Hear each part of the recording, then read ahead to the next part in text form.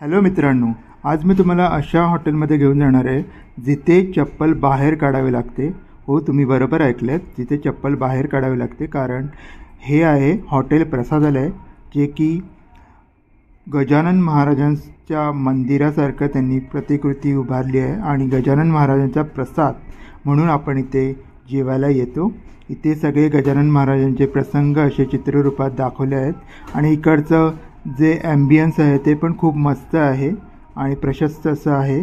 वरती खाली दोन्ही ठिकाणी असं आहे. सो इथे बघा गजानन महाराजांच्या चित्ररूपी प्रसंग दाखवले आहेत. आता आम्ही सुरुवात करतो छासपासून आणि इथे अशी थाळी आहे, कस्टमाइज थाळी आहे. ह्याच्यामध्ये गुलाबजाम, परत ही शिराळ्याची भाजी, पडवळ डाळ्याची भाजी, परत ही पनीरची भाजी, कढी, आमटी आणि उसळ, डाळिंबीची उसळ, पिठलं, चपाती, श्रीखंड, पापडाचा चुंदा, लोणचं आणि मोदक. माझा आवडता मोदक पण आहे इथे.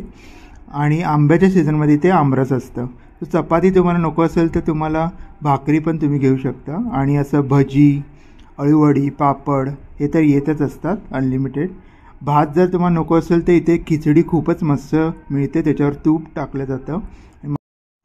हे पप्पांचं आवडतं रेस्टॉरंट आहे. त्यांनी पुरणपोळी थाळी घेतली आहे आणि त्यांना खूपच आवडली आहे ती.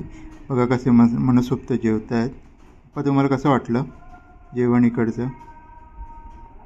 खूपच मस्त वाटलं त्यांना. सगळे कसे मस्त तुडुंब असे जेवलेले आहेत. सो इथे खूपच गर्दी असते आणि खूप लोक इथे ह्या जेवणाचा आनंद घ्यायला येत असतात. तर तुम्ही पण इथे नक्की व्हिजिट द्या. मी तुम्हाला डिस्क्रिप्शनमध्ये ॲड्रेस देतो आणि तुम्ही भेट द्या हॉटेल प्रसादालयाला.